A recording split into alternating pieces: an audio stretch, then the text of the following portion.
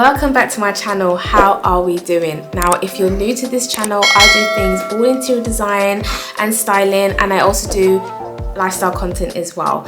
Now, I really show you and help you to try and optimize your space to meet its full potential and make it look aesthetically pleasing to the eye, and I extend it onto lifestyle content as well. So if you're all for that, you're gonna love this channel. Please do not forget to subscribe, and if you like this video, which I'm sure you're gonna do as we go along, please do not forget to like and comment and follow me on Instagram because I do more up-to-date content on there.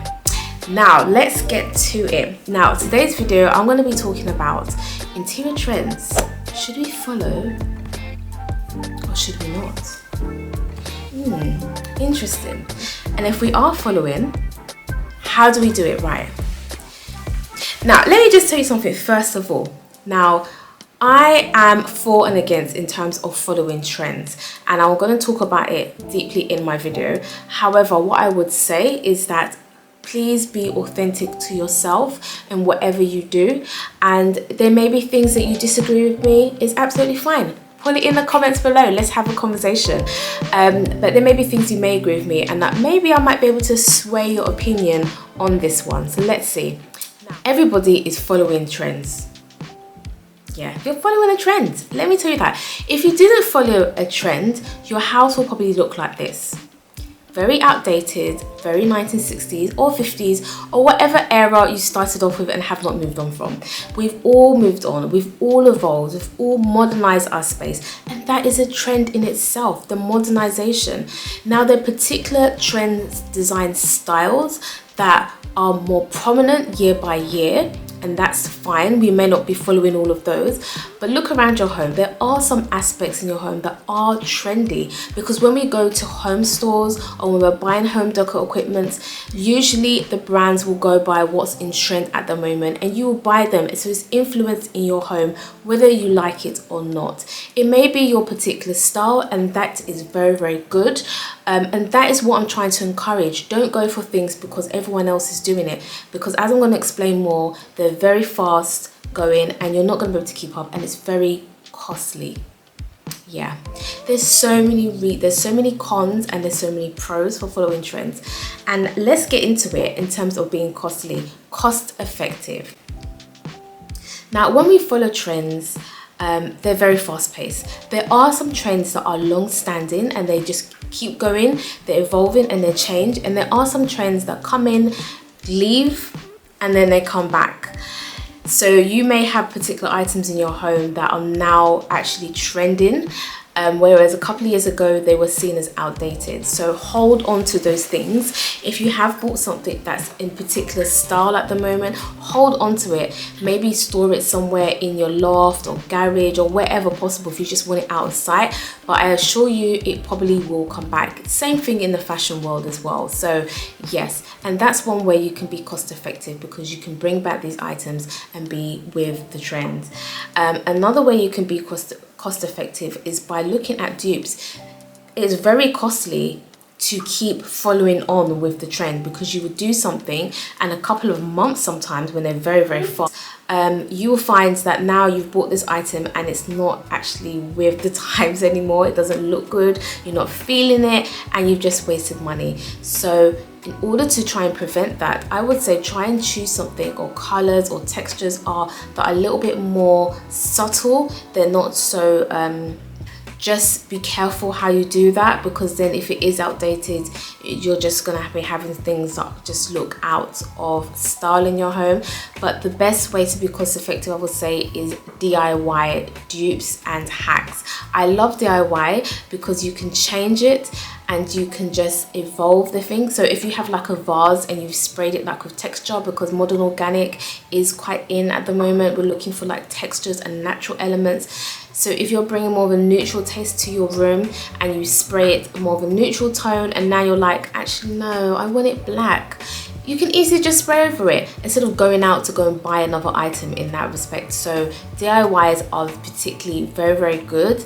And also dupes. Next thing to think about is timeless trends. Now there are trends that, when you say the word trend, obviously trend means what's in and what's current. However, in what's current at the moment in the present, but it can also be in the moment in the past. I hope I'm making sense here, but yeah, 5 years ago something was trendy doesn't mean it's trendy now. However, what I'm trying to say is some are timeless, so it goes on, it just keeps moving with the times, and it evolves and it gets better and it changes, but the trend is still there.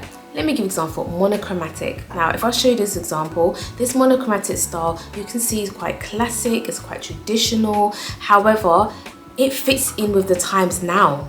Can you see it? Like if your home looked like this now, it looks quite trendy because monochromatic is still up and coming in trend. So what I would say is, try and be safe with it as well if you do want to follow trends, and pick a particular design trend that is timeless, maybe something that's more vintage, something that like black aesthetics is something that's not going to go away anytime soon.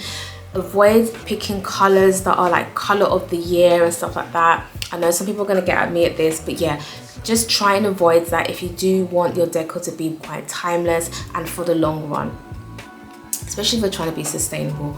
I would suggest more neutral colors, black, browns, because they're not going anywhere, are they? They're actually not. So yeah, white, all of those kind of things. Just have a neutral base and then you can just add on to it as you go along. The next thing I will say is about influencing. Now, if you go onto social media, when you look at those type of homes on Instagram and you're flicking through, let's be honest, majority of them do look very, very similar. And you will get influenced by someone like, oh, I love this, I want my house to look like that. That's absolutely fine. But what I would say is influence some of those trends into your home. So if you see a particular thing where, I don't know, like an artwork or maybe a statement chair that you like, bring that statement chair into your current concept of your design style at that time that you have in your home. Don't change your style of your home to suit that statement chair, if that makes sense. So for example, or a sofa, if you see a particular sofa, like, oh, this is nice, I like this sofa, and you've seen it in an interior design style home on Instagram or Pinterest or wherever it may be, and you're like, I love that. You obviously automatically in your mind, you're looking at the sofa and you're looking at the surroundings because it blends, it balances, it looks good, it's coherent with that style. But if you're bringing it into your home, you're like, oh, this looks off, then you're starting to think, oh, I'm going to change my whole home to suit that. Do not do it. Don't do it. I feel like we're having a conversation because I'm talking a little bit fast, but don't do that. That's what I'm trying to say. When you have an influencers, make sure that it's in conjunction to the style that you have currently and not do it the other way around. So that's my advice for you. The next thing I want to talk about is maintenance. Now you want to be a bit trendy, but how are you going to maintain it so that it doesn't go out of style? A couple of ways in which you can do that is start off with a neutral base. Now, have your wall colors quite neutral. There's so many colors in the spectrum. There's so many colors that you can possibly go for, and that's the thing that's so lovely about doing certain things like paint. Now, paint, you can just paint over it and it's done. Wallpaper sometimes can be a little bit tricky, but just if you have a neutral base in your home and just the furniture, soft furnishing, I would say, because obviously changing your dining table and sofas or changing your beds and all those type of things is quite expensive. However, if you just change some of the dynamics in the room, some of the principles, the layout, the themes, textures, so I'm talking about like changing your cushions, changing your throws, changing your artwork, changing some of your statement features, things that are in the space that can be changed, those are the ones that you want to do.